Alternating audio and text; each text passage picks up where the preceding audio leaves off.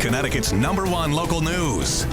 This is Channel 3 Eyewitness News. Good morning, everyone. Thank you so much for waking up with us on this Monday morning. It is April 12th. We're glad you're here. I'm Wendell Edwards, and here are today's top headlines.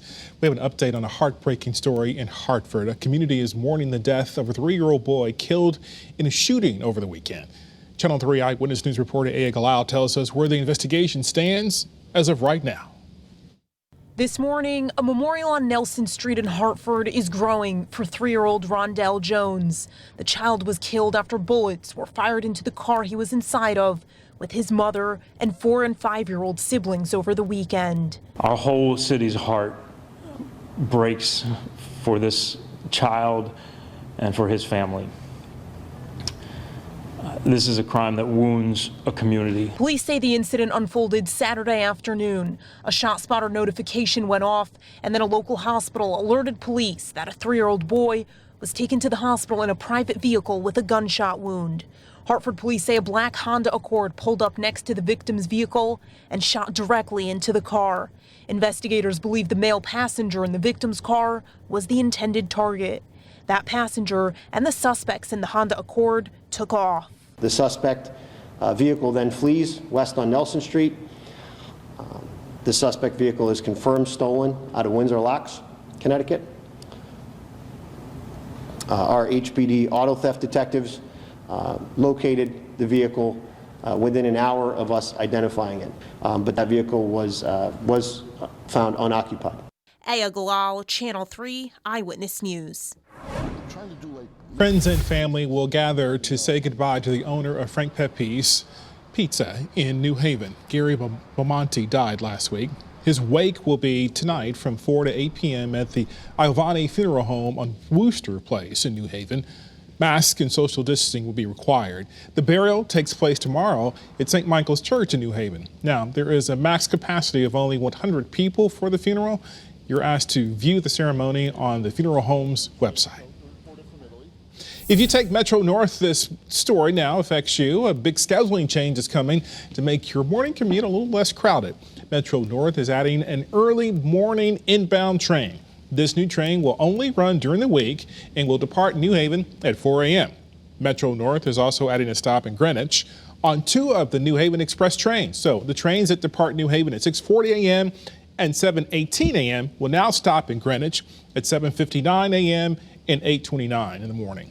Keep in mind, masks are still required on all trains and in all stations, regardless of your vaccination status.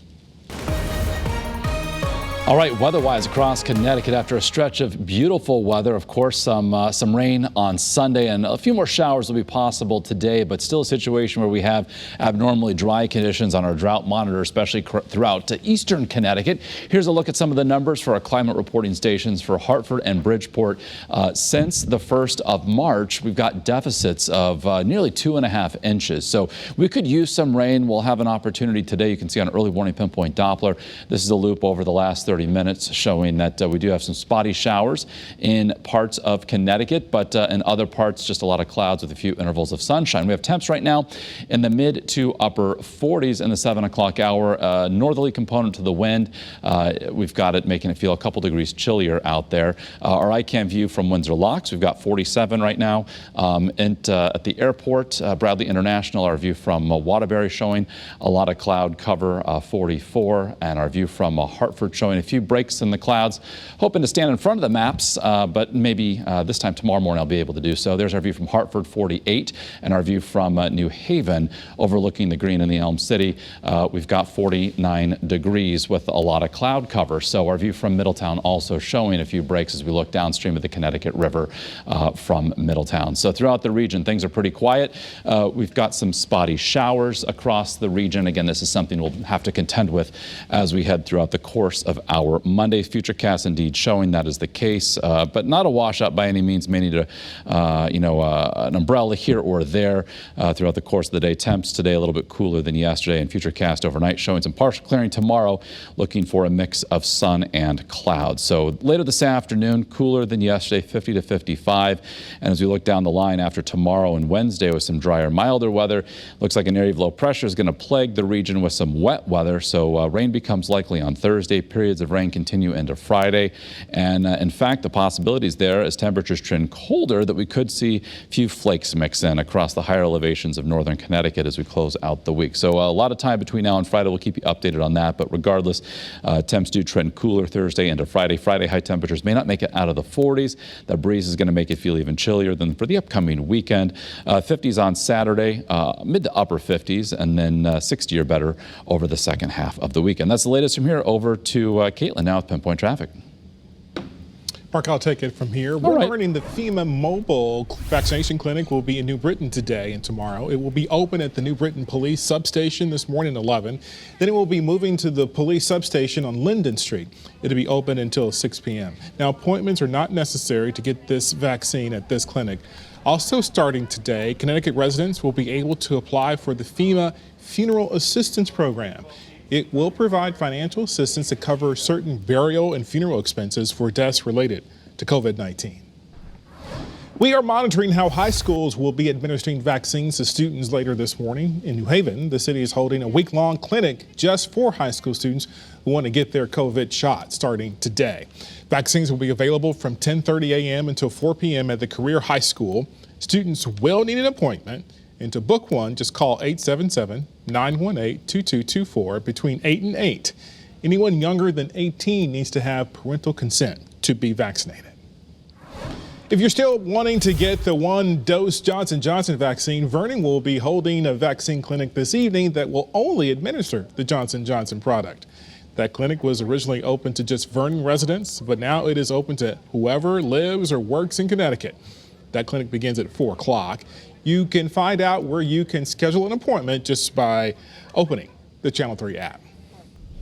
Police in Waterbury this morning are investigating a shooting that left 4 people hurt yesterday morning. It happened on Gaspari Lane just after midnight. Police found 2 victims and learned that 2 others had already been taken to the hospital. No one had serious injuries. Police believe one person shot all 4 victims. Anyone with information is asked to call the Waterbury Police. In New London, police there are looking for a person responsible for stealing a woman's car in the middle of the day. This happened just before 1 o'clock yesterday when the victim was rear-ended. When she got out to check the damage, the passenger of that second car that hit her pulled out a gun on her and stole her car. Police are looking for a suspect as well as the silver Infiniti that was stolen. Anyone with information is encouraged to call police in New London. Thank you so much for tuning in to Eyewitness News. Remember, you can get news and weather updates anytime on the Channel 3 app. Have a great Monday.